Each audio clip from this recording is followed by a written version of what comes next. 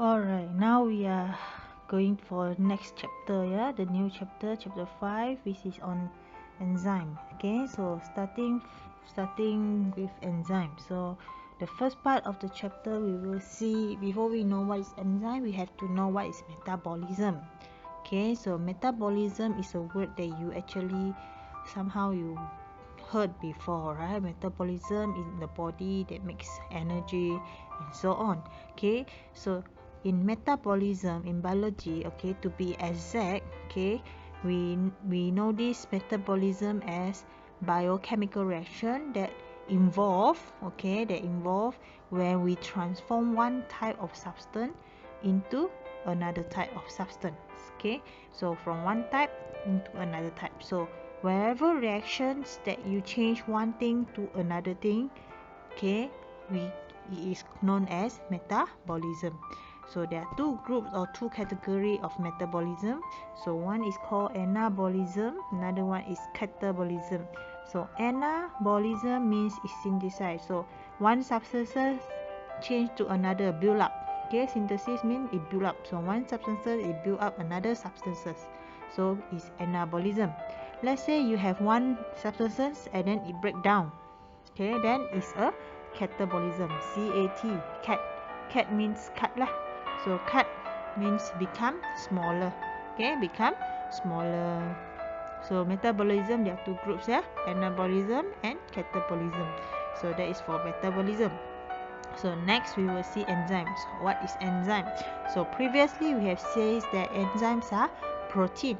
Okay, these proteins are actually we can say these proteins are actually a tertiary structure.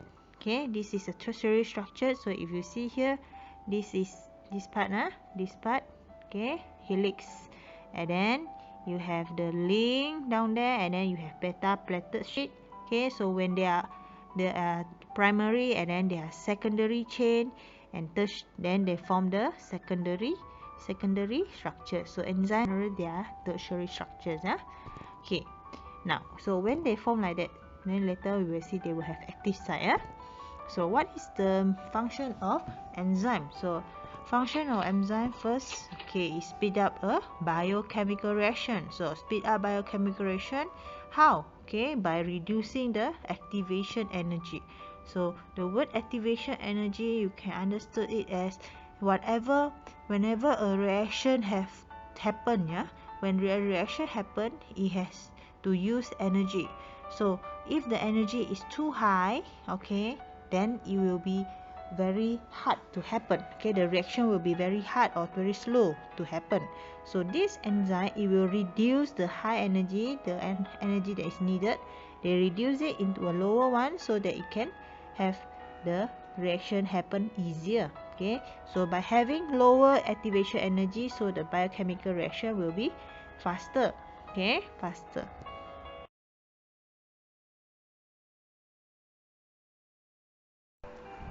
Okay, enzyme. What is enzyme actually? So enzymes are protein molecule, as I said before. So these molecules it act as catalyze. Catalyze means speed up a reaction. So since the enzyme is found in the body or in a living thing, so we use the word biological catalyst. So this biological catalyst, which is the enzyme, can speed up the biochemical reaction. Biochemical is inside the chemical reaction in the living thing. So biochemical reaction without themselves being changed at the end of the process. So they will be the same after the reaction. So they won't change into anything. Okay, that means how it comes after the reaction, it will be remain the same. Okay, so the second thing is these enzymes are actually tertiary protein. So you can see up here, okay, as I mentioned just now, alright, it has this beta platelet, which is secondary, and then it has this single chain, which is the primary. So then this primary and helix, alpha helix also there. So when you have primary and secondary combined, you will form your tertiary proteins. Okay, now why or where the enzyme is produced? So there are two types of enzyme here. Okay, so enzymes, okay, where first? Okay, not types. Okay, where? So enzyme is produced in the ribosome. Okay, Ribosome are the one that produce. So as we have learned last time, in the previous chapter, this memory or this enzyme, the protein, is inside the DNA, alright, or inside our nucleus. So from the nucleus, they will send this short DNA, a sequence of DNA to the ribosome, so that the ribosome can translate it, okay, can translate it into the specific amino acids, or arrange the specific amino acid into the enzymes needed, or the enzyme that is need to produce. Okay, so why does this ribosome can be found? And in chapter 2 we have learned that we can see this ribosome either on top of the rough ER, okay, stick on the top, attach the rough ER, or is suspended in the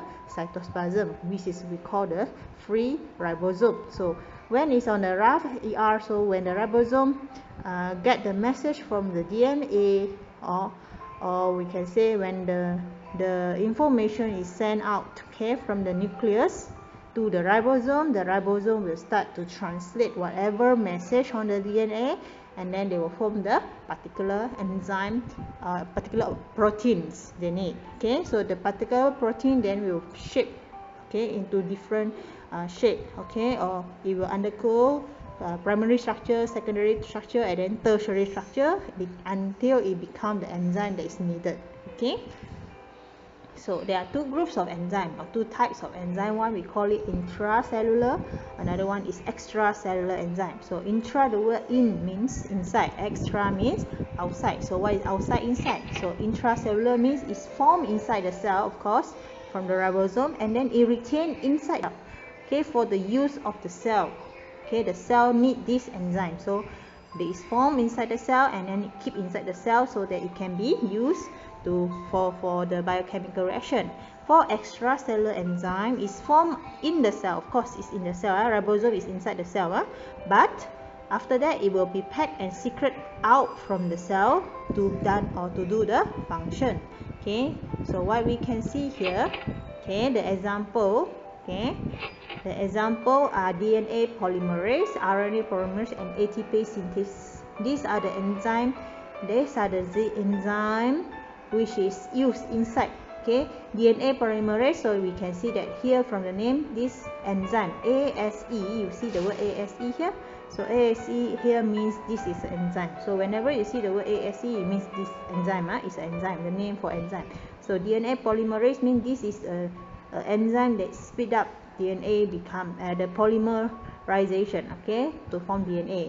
This one is for RNA, okay, this one is for ATP synthase, so an enzyme to help in synthesis of ATP. Okay, the name help us to know what an enzyme do. Okay, now intracellular, another point is occur in cytoplasm, occurs, okay, organelle or nucleus. Okay, so this is where it is used. Okay, so this one extracellular is produced in the cell and then is sent out, okay, to catalyze the reaction outside the cell. Example, digestive enzyme. So this is outside, which is in your mouth or in your stomach or in your small intestine. So those are extracellular enzyme which is produced by the cell and then sent out to respective organs. Okay, so mechanism of enzyme. So this is what I said. Okay, so beginning, if you have enzyme, this yellow one is enzyme. So this enzyme will have their active site. So active site is formed due to the tertiary structure. So the protein, the amino acid will bend and turn or twist into a specific site like this. Okay, every substrate will have different site or different active site. So one substrate, if the substrate is fit, okay, if the substrate the shape is the same as the active site, then it can bind and become ES, mean enzyme substrate complex. So when they are fixed together, they can fit in, so we call them the enzyme substrate complex. Okay, enzyme substrate complex. So substrate is the, for example, this is maltase. Maltase means maltose. Okay, the substrate is maltose, the sugar.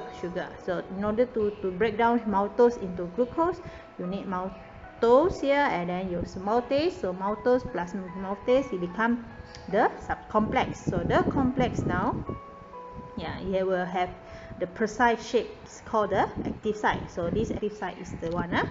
Okay, so after they bind, okay, the enzyme will fit directly into the active site. Is like a lock, the key into the lock. So we call this the mechanism, the lock and key hypothesis. There are many other hypotheses related to the mechanism of enzyme, but what we will see here is lock and key. Alright, if you go Google, you can see other things. Okay, now next. So this is due to the surface configuration, means the shapes of the enzyme, then it will form the specific site. So what is enzyme substrate complex? Okay, so when they bind, we call them the enzyme substrate complex. This is another drawing or another pictures here. So actually when we say the shapes, is actually the bonding, how it form the bond and the ions there. So you will see the H and the N there, H and the N there. So when they form, okay, when they form actually the binding of the ions, okay, positive and negative ion. That one will be complicated a bit lah. So what we can say is just enzyme bind with the substrate, the substrate bind to the enzyme and become enzyme substrate complex. Now this is another picture showing how they split. Okay, so if you have one substrate, just now I'm using the maltose as my example. Maltase is the enzyme. So you see they combine. So the green one is your substrate, the gray one is the enzyme. So after they become the complex, the reaction happen. So if it's a catabolism means it break. Okay, you see the product become 2 from 1 become, okay, it become 2 from 1 here become 2 here. Okay, so it breaks, so catabolism. So but you see the enzyme will remain the same. Okay, it will not break. Okay, let's say you have other substances which is not maltose. Okay, maybe most of the time if it's not maltose and this is maltase, the shape will be different, so they cannot fit in. Okay, they cannot fit in, so it won't have this reaction. So that means only one enzyme can only catalyze one substrate, one type of substrate. Okay, either go like that, okay, from either splitting it, okay, hydrolyze, or combine it, because it still have the shape So as long as if I have maltose, one is glucose, I join, I can still get back my maltose. Okay, this example, since this one is different shape, one is about half oval, this one is triangle, that means maybe this is not maltose lah. This may be sucrose. Sucrose, you have maltose. Sucrose, you will have glucose and fructose. So sucrose, you have glucose and, sorry, this one I get from the internet.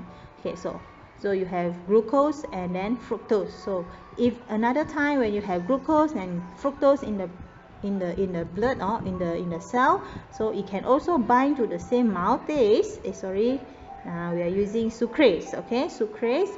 So it can use back the same enzyme sucrase to form back, okay, sucrose. Okay, so this is what it means. Okay, the enzyme can split or link. The same enzyme, the gray one, it can split. Either it go like that in that direction, or it come back this direction. Okay, either it's hydrolysis or condensation. Okay, so once it's formed, the product no longer fits, so it will escape or leave the enzyme. Okay, now, so just now we are talking about the mechanism. So now we will see generally what are the characteristics of the enzyme. So first thing, of course, is speed up the rate of chemical reaction by lower down the activation energy. Second, it will not destroy. You see, it only help or increase the speed. Okay, speed up. Okay, lower down the activation energy. So after the chemical reaction, the enzyme release from the attachment. So it is just released like that. Okay, it will not change or it will not destroy end of the catalyzed action. Okay. Now enzyme catalyzed reaction are reversible. So as I said, okay, I have lactose using lactase. Okay, and then you have glucose and galactose. The same substance, galactose and glucose, can also use the same enzyme become lactose. So from lactose become the glucose and galactose. That one is hydrolysis. Go backward will be condensation, which we have learned in the previous chapter. Okay. enzymes are highly specific. So what is meant by highly specific? So one catalyzes only one kind of substrate because of the shape. Okay, so but it's reversible. Same substance and same enzyme is reversible, but you cannot use lactase to speed up the reaction of maltose. Okay, that's cannot. Okay, it's meant by specialized. So since it can be reused again, so it will need it. Okay, it was not used up. It can be reused, so it need in small quantity, so your body will not produce too much. Okay, no need to produce so much of enzyme, just enough because it can be reused. Okay, of course the more we produce, we can have the activity or the biochemical reaction happen faster, but there is waste of energy. Okay, number 6. Okay, enzyme activity can be stopped or slowed down by an inhibitor. So this one is to help to control enzyme activity. Okay, for example, we will say the enzyme will not it will not it will slow down and it can be reused. Okay, it will not destroy. So how to stop an activity? If it's not, it cannot be destroyed, you have to stop it somehow. Okay, how to stop the enzyme activity? If we cannot destroy, if it will keep on happening. Okay, which is not logic. Okay, so there are substances, or we call inhibitors, that can stop or slow down the enzyme. Of course, sometimes it's a good thing, sometimes it's not a good thing. Okay, some inhibitor which is a bad one. Bad one means it stop the activity which we need. Okay, then it's not good. But let's say it's an activity, it stop the activity that we have enough. Okay, then it's good lah. So it's not really a bad thing, but it's just a control or regulation. You see, a regulation of the enzyme activity. So another characteristic is sensitive to temperature. Yeah, so all the enzymes are actually very sensitive to temperature. That's why when you get fever, it's not cool. Okay, it's not good. Okay, because our enzyme in the body, optimum temperature is around 37. Okay, all the enzyme that is produced by our body will have this temperature to work best. Okay, to work at best. So if the body temperature rises, okay, for example you have fever, so the enzyme will become denatured. Okay, denatured means it will not be used anymore. Low temperature is still okay, you see, it's still functioning, but somehow if your temperature is beyond 40, 50, okay, the enzyme will totally change the bonding. Okay, just like chemicals, you go and burn. Okay, if you burn your chemical, the bond breaks. Same to your enzyme. So when it happen in our body, we call the enzyme is denatured. Okay, the enzyme will denature if the temperature is too high, and it is not reversible. After it denature, it cannot come back. Okay, it's the same goes to pH. or all the enzyme in our body, it responds to different pH. So if this is a pH scale, 1 to 14, okay, here is 10 only. So here is acidic, this is more to neutral, alkaline. So you see the graph for this is different. Okay, different enzyme. So pepsin is a protein. Okay, amylase, okay, in your mouth. Okay, and trypsin is in the intestine. So different enzyme here will have different pH to work the best. Let's say I take pepsin in an acidic condition, it can work best, but from the acidic condition I bring into a neutral condition, okay, the pepsin won't work at all. Okay, it will just stop. Similar goes to the salivary amylase. If I bring it into the stomach, it will just stop because it's too acidic. But good thing here, if I bring the if amylase is entering acidic, it will just stop only. Okay, it will just stop. And then if I can reverse, if I can from acidic I can change it back to neutral, this amylase can work again. Okay, can function again. Okay, only at extreme pH lah. Okay, they may denature. Okay, but some or most of the enzyme, okay, if I return, or we can bring back the pH into their pH, it still can function. Okay, number 9, the property number 9, it will remain unchanged lah, so it can be reused. So this is about the characteristics. Okay, the next part is about naming the enzyme. So as I said just now, so by looking at the name, I can actually know what is the substrate does the enzyme act on. Okay, so you can see if my substrate is maltose, I will use maltase. Okay, if my substrate is lactose, I will use lactase. So this, the one that is come out is product. Okay, so if I have sucrase, okay, you can guess. Yeah, the substrate will be sucrose.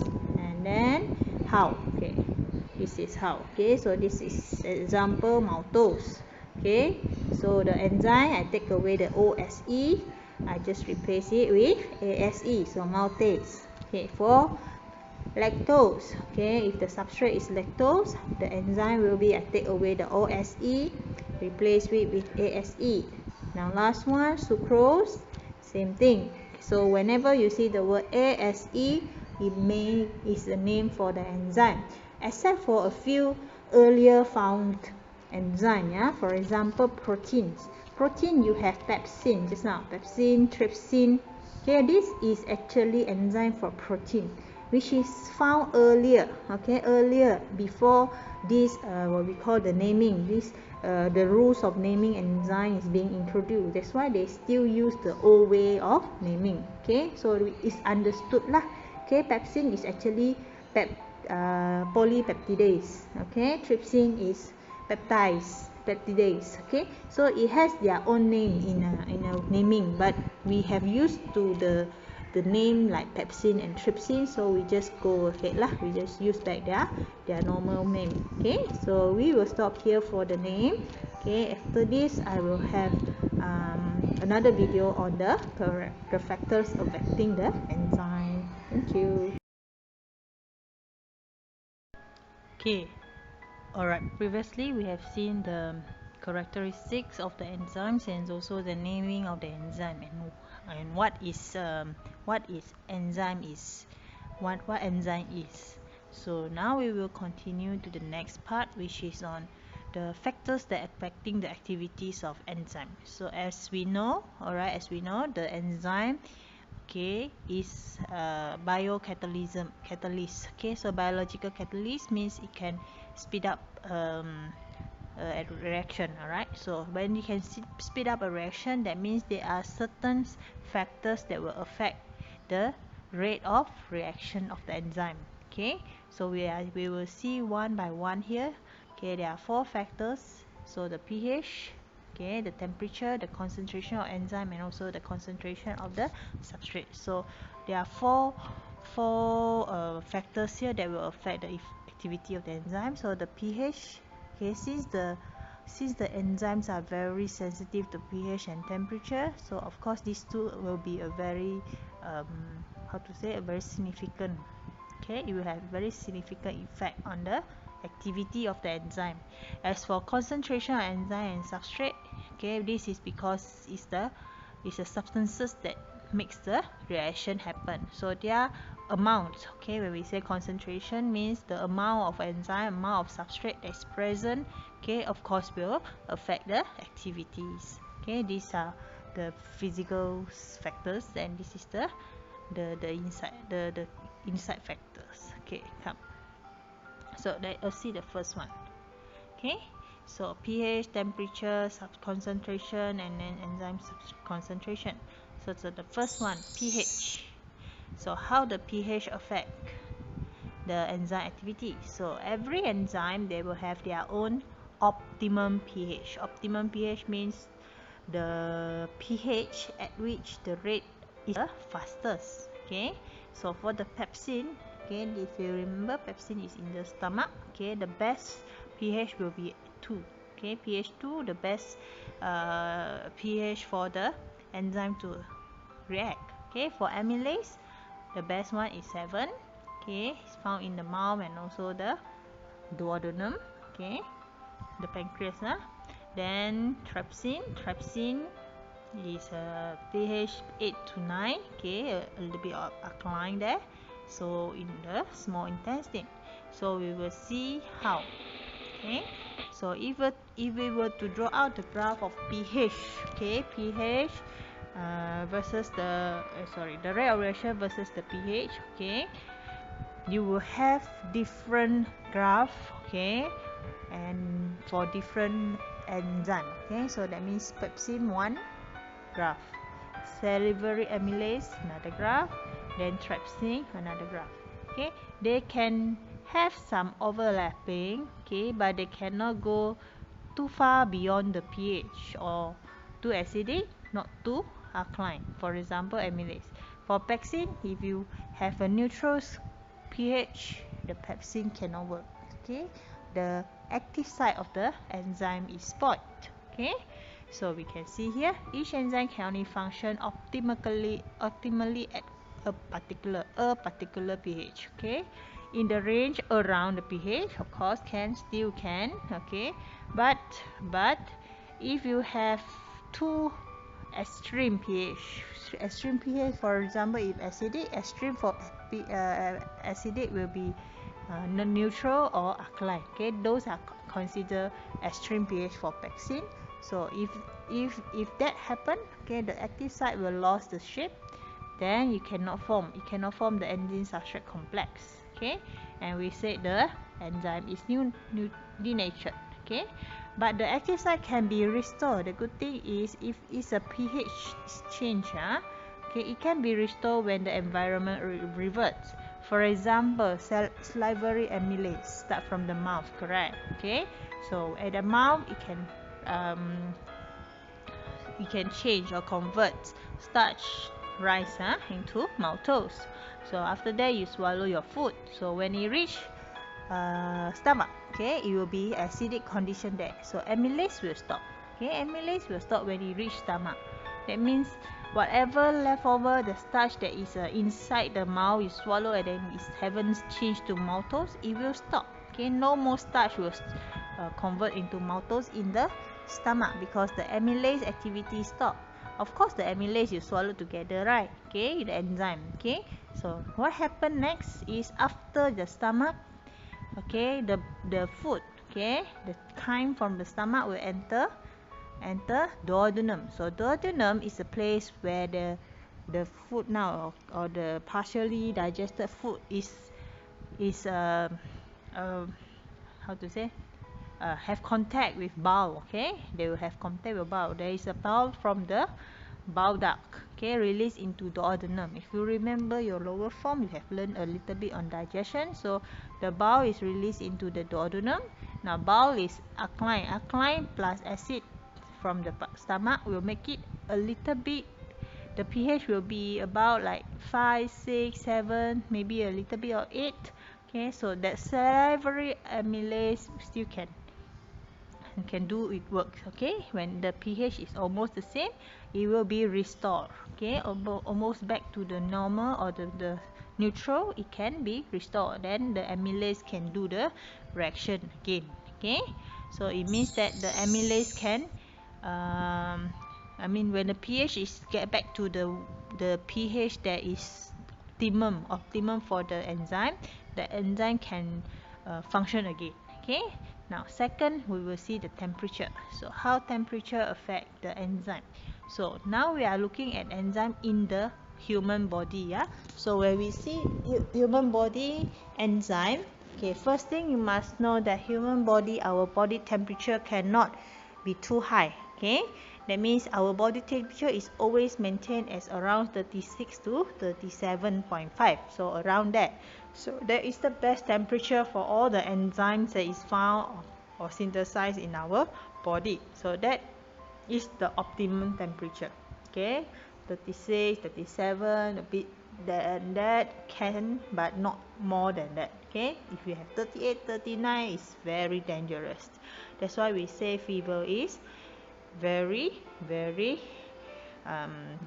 okay. It can cause death and very serious injury, okay. Now after the optimum temperature, which is our body, let's say you have fever until 39 or 38, okay, the rate of reaction will fall quickly. That means everything's in your body, the reaction, okay, will not function, okay. So your body is just like suddenly shut down. Okay, so after that, what happened?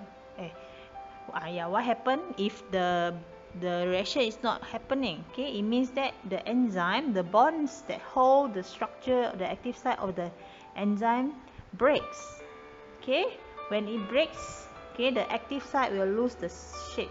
So when it loses shape, okay,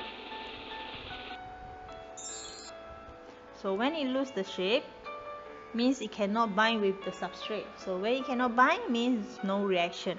So remember, yeah, enzymes are protein, and proteins are made of monomers, and those monomers are held with bonds. Okay, the bonds breaks when you have heat, just like when you do experiment. Okay, you heat up something, or very easy, you can see the egg on it. Eggs are proteins. Okay, the white egg are proteins mainly. Okay, so if you give a little bit of heat to the white egg, it turns solid.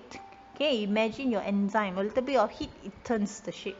When the shape change, okay, when you change, the shape change means you cannot bind with the substrate. So at 60 degree, the enzyme activity will stop altogether because the enzyme is denatured. Okay, it's down there. Okay, denatured. Okay, enzyme is denatured. Yeah.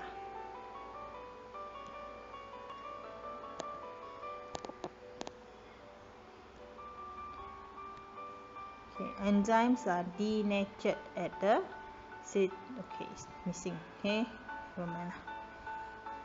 I will send you a slide, you can just see lah. Okay, the enzyme will denature at, so meaning to say after 60 degrees Celsius, okay, the enzyme cannot work anymore. Okay, the enzyme will not work anymore. Okay, so next one we see. Yes, this is the one. Okay, the graph. Okay, so if you have lower temperature, 0, so the reaction will be very low. Okay, still okay, the shape is there, but it doesn't work fast. Okay, maybe it's a bit of the movement, the kinetic of that substrate and the enzyme. Okay, but it still have that enzyme there. So when you increase the temperature slowly to the optimum, so you see optimum is the highest rate of reaction. So you compare here. Okay, so the rate of reaction is the highest, so meaning the reaction happen the fastest. Okay, at the higher speed. Okay, so rate of enzyme activity will increase when the increase of temperature. Okay, until the optimum temperature. So but you see here from C to D. Okay, just a little bit of change in the temperature. It's about like 45 maybe. Okay, so that means if you have your body temperature increase a bit, so you see the activity stop. Okay, so when it reach D, the stopping point, okay, means no good. Okay, so the enzyme will denatured. Okay, denatured. So if the temperature keep on rising, the enzyme will be denatured. Now it's different from the pH. For temperature, if the enzyme is denatured, okay, denature, it will not go back. Even though I cool down your body again, okay, it will not be good. It needs time to produce new enzyme. Okay, new enzyme in order to carry out the reaction in the body again. Okay, so that means if you have very fever, yeah, not until 45 lah, and I don't think people can survive at 45 degree. Okay, if the body temperature is 45 degree, is very hard to survive already. Okay, let's say it's 38, 39. So 38, 39, most of the enzyme is denatured. Okay, in the process of going become denatured. So if the body temperature is not bring down, okay, it's not bring down as fast as possible, so more enzyme will denature. So the problem is when the enzyme involved in the nerve, then it will cause permanent damage to the body. Okay, so that's why it's very dangerous. So but if if 38, 39, then you take medication and then you bring it back to 37, okay, you will still feel like weak, and then it's no more energy because of the enzyme is not producing, but slowly a few days you will recover. So that shows that your enzyme is being rebuilt. Okay, it's not that when the temperature drop then you will suddenly feel like nothing, okay, or at your best again. Okay, it will not be like that, because when you have fever until 39 or 38, sure your enzyme already denatured. Okay, so you have to rebuild again. Now the next factor, substrate concentration. So substrate concentration and enzyme concentration, they are very related. Okay, they are affecting each other very much. Okay, so let us see the first one. So if we are talking about substrate, right? Yes, substrate concentration. So if I increase the substrate, so meaning to say enzyme is we make it enzyme constant. When we see one factor, the other three factor must be constant. That means the temperature constant, pH constant, and enzyme concentration is also constant. So to make it easy to explain here, I assume the enzyme concentration is about 10. That means there is 10 molecule of enzyme, for example. Okay, for example only. Okay, so 10 enzyme, 10 molecule enzyme, 10 enzyme molecules.